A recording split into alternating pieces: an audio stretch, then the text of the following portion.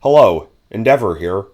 Oswald Spengler once said that when a culture dies, it loses its ability to create anything new. Its creative drive is replaced by an endless regurgitation of lower quality versions of earlier forms. I think this sentiment perfectly describes the cultural stasis which the West has been stuck in for decades now. Nowhere is this more apparent than in the film industry, where originality and creativity have disappeared entirely. All we are left with now is a constant stream of sequels and remakes of earlier IPs. This phenomenon has been widely noted upon for years at this point, but I feel that if one movie embodies it greater than any, it's 2023's Indiana Jones and the Dial of Destiny. Before I start, I need to say that this video is not going to be a review of the colossal failure that is Indiana Jones and the Dial of Destiny. I have not seen Dial of Destiny. I am not going to see Dial of Destiny, and honestly, I don't care about Dial of Destiny. If you want to see a review of the movie, I'm sure there are hundreds already available on YouTube and hundreds more on the way. Instead, this video is going to be about what the very existence of this movie says about our culture. Because it's not just that it's bad, there is something much deeper wrong with it. So forgive me for perhaps engaging in some clickbait and taking advantage of the film's release date, but I feel I have something else to say other than simply that the movie sucks. But before that, I'll talk a little bit about my feelings on Indiana Jones. I was born in the mid-90s, several years after the original trilogy of films were in theaters,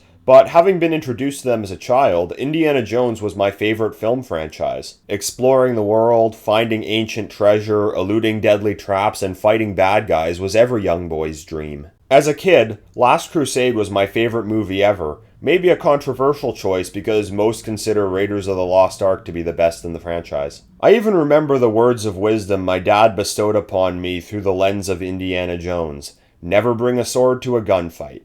And as my 7-year-old self panicked at the sight of descending spiked ceilings or the vengeful wrath of the Ark of the Covenant, he always reassured me by saying, nothing bad ever happens to Indy. I was also into Indiana Jones video games.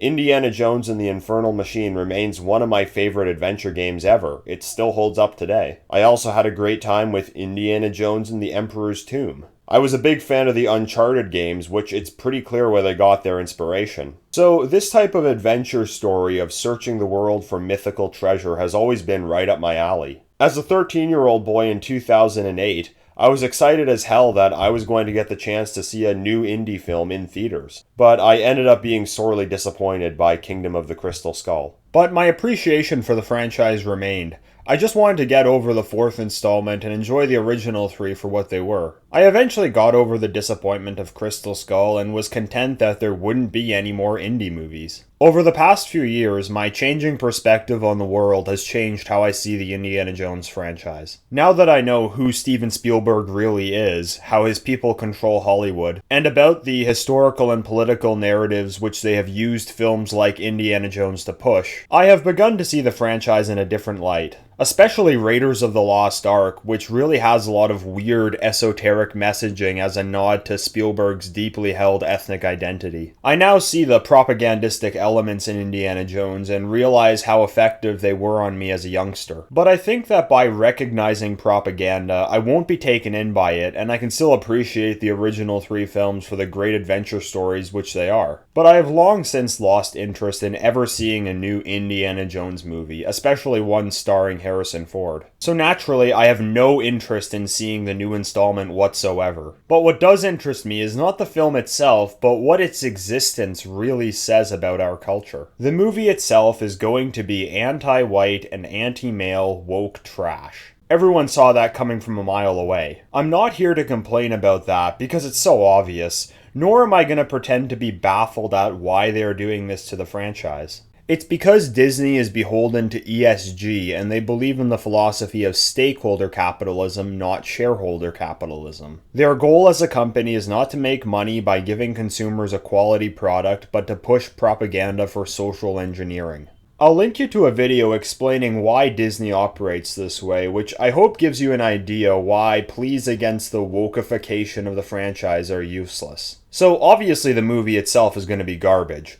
But this movie has cost almost $300 million to make. How is it that Disney is able to spend $300 million on a movie which is bound to fail both critically and financially for no purpose other than to push a political agenda? It's because it has that name on it, Indiana Jones. And they've wheeled out the fossil of Harrison Ford yet again to sell it. That is what fascinates me about this movie. Not really the political messaging, that's to be expected at this point. It's that the vehicle for the political message is the rotting corpse of the pop culture of the previous century. I want to use Indiana Jones to emphasize just how tired, stagnant, and unoriginal the mainstream culture has really become.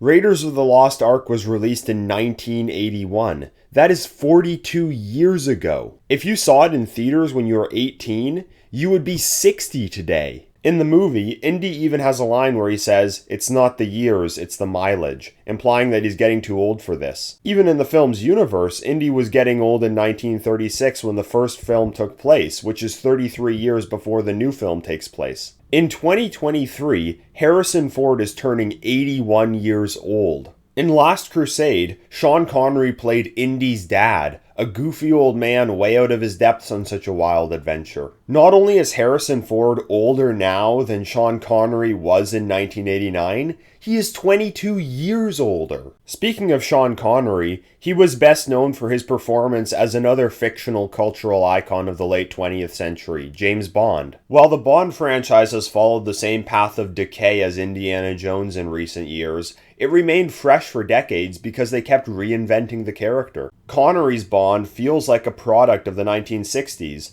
Moore's a product of the 70s and the 80s, Brosnan's of the 90s, and even Craig's Bond felt in place in the 2000s and 2010s until the culture as a whole ran out of gas. To put the new Indiana Jones in perspective, if we compare the time between the first film and the present, Dial of Destiny is the equivalent of if Sean Connery was still playing James Bond in 2004, 2 years after the actual release of the final Brosnan film. Remember Short Round from Temple of Doom? The child actor who played him, Ke Huy Quan, is now 9 years older than Harrison Ford was in 1984 upon the movie's release. And let's not forget that Crystal Skull was being criticized for being unoriginal and banking in on the past success of a franchise which had long since run its course way back in 2008. Remember the infamous scene where Indy survives a nuclear explosion by climbing into a refrigerator? That scene inspired Time magazine to coin a new idiom which was a variation of jumping the shark. To exhaust a Hollywood franchise with disappointing sequels is to nuke the fridge. That's right. Crystal Skull was such an unoriginal and uninspired movie that it birthed a new idiom to describe lack of originality in a movie franchise. And that happened 15 years ago. What are some of the brilliant new ideas they have for Dial of Destiny?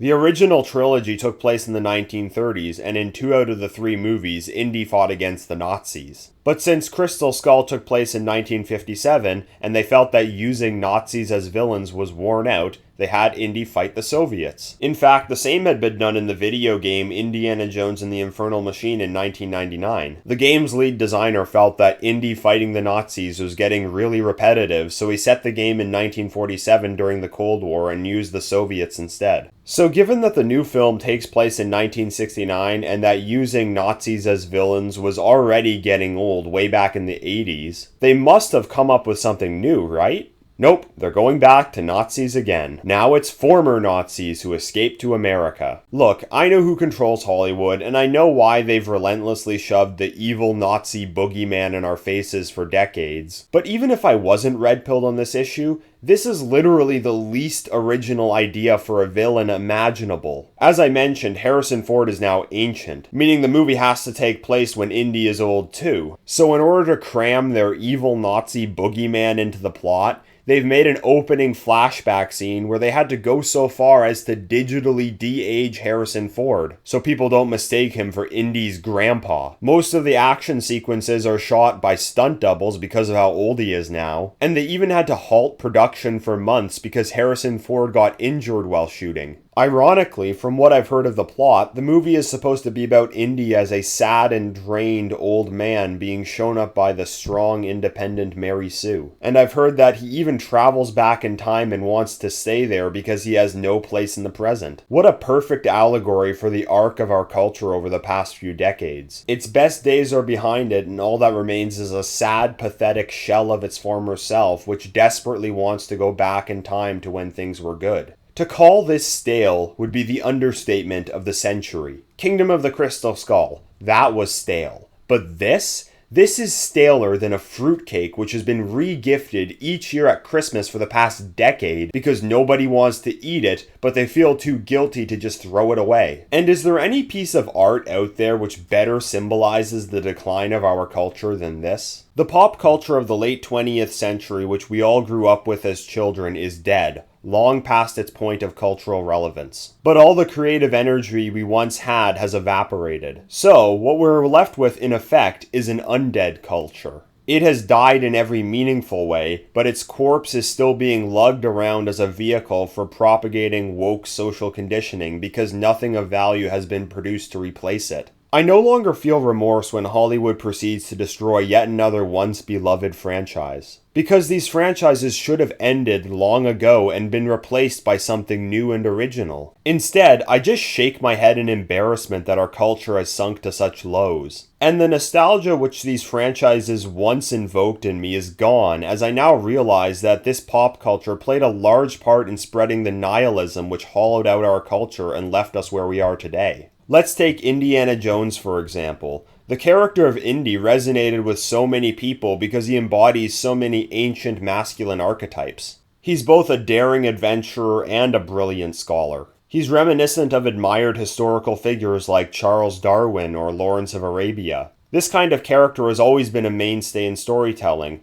like Jason from Jason and the Argonauts way back in ancient Greece, or Phileas Fogg from Around the World in 80 Days from the 19th century. People love these stories because they appeal to our thirst for adventure, discovery, and knowledge. Indiana Jones was that for the post-war era. But unfortunately, being a product of the post-war era, the franchise also advanced many messages which contributed to us ending up in the crisis we're in today. Throughout his career, Steven Spielberg quite deliberately used the cartoonishly evil image of the genocidal Nazi boogeyman as a way of demonizing and pathologizing European ethnocentrism and establishing his own ethnic group as the eternal victim whom guilt-stricken Europeans must bemoan forever. This demoralization is one of the primary reasons why our culture has become so devoid of any kind of creative spirit. Mainstream pop culture today feels so stale because it was a product of a past era whose destructive meta-narratives have now been fully realized, leaving us in a state of nihilism, emptiness, and decay. I have to imagine that the cultural landscape today is rife with untapped potential for new creative artistic expression. Not only has the mainstream culture lost all inspiration, it is dominated by an establishment who are so ideologically stringent and paranoid that they won't allow any art which accurately addresses the experience of living in our time to see the light of day through mainstream platforms. Instead, they are milking dry the cultural works of the previous era in order to continue to preach the tired old meta-narratives which do not accurately describe the world we live in. Which is why this art doesn't resonate with anyone. People are dying for something original. Not for outright political propaganda, but genuinely good art which both tells truths about the human condition and addresses the burning questions of our time. And I know that we can't make our own blockbuster movies. Obviously, we don't have the billions of dollars which Disney has at their disposal. But now more than ever before, the opportunity to produce and distribute art without a massive budget is available to us. Imagine if one of the numerous movie critic YouTube channels with over 1 million subscribers decided that, instead of complaining yet again about another outdated 40-year-old movie franchise going woke, they had their audiences submit stories of their own and published the best ones. They might not have the reach of Hollywood, but the demand and the audience are there to make it worthwhile. Just a hypothetical idea on how an alternative to the decrepit mainstream could be started. And don't buy into the outrage cycle next time woke Hollywood produces a $300 million piece of trash under the name of a once beloved movie franchise. They can't kill something which is already dead. I don't want to hear about how great pop culture was in the 80s and the 90s and how they need to just go back to making it like they did back then. By desperately holding on to dwindling nostalgia, you're remaining within a paradigm which needs to be abandoned altogether. I'm confident that if there was an asserted and collective effort to make this happen, it could be done. If you want to create something, be it music, visual art, or storytelling, I'm sure there's a way, with all the resources we have available today, to get your work out there to an audience who would appreciate it. And let's let these uninspired remakes, sequels, and spin-offs which Hollywood endlessly churns out remind us of how badly we need something new. If you enjoyed this video, please like, share, and subscribe. I'm using alternative tech platforms as well, such as Odysee and Substack, where I post exclusive content, so be sure to follow me there as well. And if you'd like to make a donation, Substack will be the place to do that. Thank you for listening. Till next time, endeavor.